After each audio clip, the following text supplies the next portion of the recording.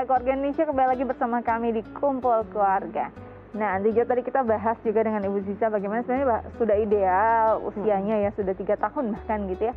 Tapi memang kecemburuan ini sulit juga dihindari. Nah, bagaimana dengan kondisi orang tua yang memang ya tadi ada satu lain hal, akhirnya memang si jarak idealnya ini tidak bisa terpenuhi. Mungkin lebih cepat begitu ya.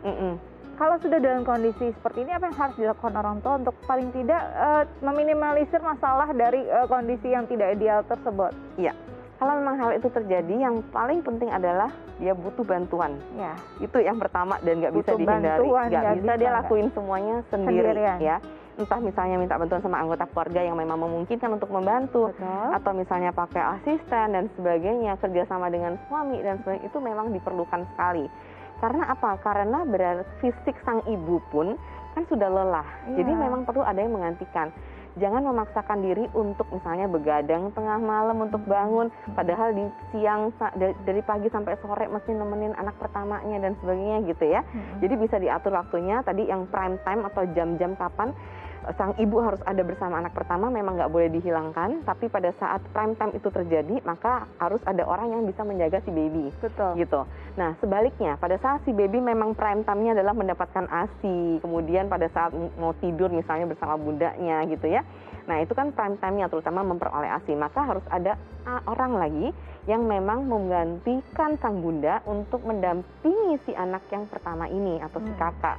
Nah, sehingga memang perlu pembagian tugas tuh yang memang jelas, benar. Agar karena dari fisik yang kelelahan akhirnya outputnya juga nggak baik ya. Benar sekali. Si kakak mungkin butuh perhatian apa, akhirnya mungkin karena lelah jadi emosi atau ya hal-hal yang membuat ada konflik antara si adik dengan orang tua, bahkan mungkin jadi ada hard feeling sama adiknya begitu ya. Betul banget. Nah, nanti tadi kita bicara tentang bagaimana sih menjaga jarak usia yang ideal, tapi berbicara bahwa mungkin ideal itu 3 tahun gitu ya, 2 tahun 9 bulan. Tapi kalau jaraknya ternyata sampai 7 tahun, 8 tahun, ini sebenarnya kondisi yang ideal justru atau kondisi yang sebenarnya mengkhawatirkan karena sudah terlalu lama jadi anak yang mungkin anak tunggal. Iya, kalau untuk dampaknya bisa kita lihat dari 2 hal lagi. Usia sang ibu itu juga jadi pertimbangan di sini. Kalau yang diharapkan memang kan tidak terjadi di atas 38 tahun ke atas gitu ya, memang tidak disarankan. Jadi kita lihat kalau memang jaraknya sama anak kedua 7 tahun tapi kemudian kita jadi di atas 40, nah itu sebaliknya memang harus dipertimbangkan kembali gitu. Nah, kalau berkaitan sama anaknya, anak yang pertamanya gitu ya, sebetulnya dengan jarak yang panjang itu biasanya terjadi emang ada 2 hal nih. Yang pertama adalah satu, semakin baik karena dia merindukan adanya teman di rumah, ada teman berbagi, ada teman mainnya dan sebagainya. Begitu ada, dia jadi sayang banget sama dedeknya dan bahkan dia bisa mengambil tanggung jawab untuk mengasuh adiknya dan mamanya jadi tertolong banget dengan si kakak ini. Itu jadi, di satu sisi bisa sangat menguntungkan begitu ya? Betul, menguntungkan karena dia bisa menjaga, mengayomi, kemudian juga merasa bertanggung jawab atas dedeknya. Kemudian efek yang kedua nih, bisa aja karena dia udah terlalu lama jadi anak tunggal, merasa bahwa semua perhatian itu ke dia, pada saat kemudian dia punya adik baru, kemudian perhatian itu ada yang tersita, nah bisa jadi dia sama seperti tadi, dia merasa ada kecemburuan, merasa bahwa aku nggak mau punya dede gitu dan sebagainya gitu. Tapi balik-balik lagi, kembali ke bagaimana kita sebagai orang tua mempersiapkan sang kakak, itu juga penting.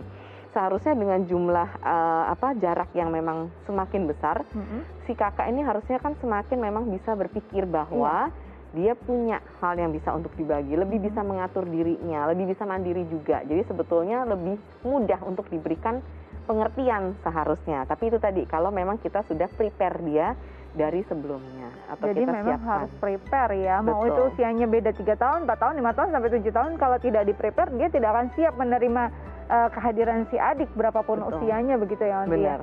Nah Onti, ini jika memang ada juga yang jarak usianya memang jauh sekali, bahkan kakaknya sudah masuk pra remaja begitu ya, atau bahkan sudah remaja.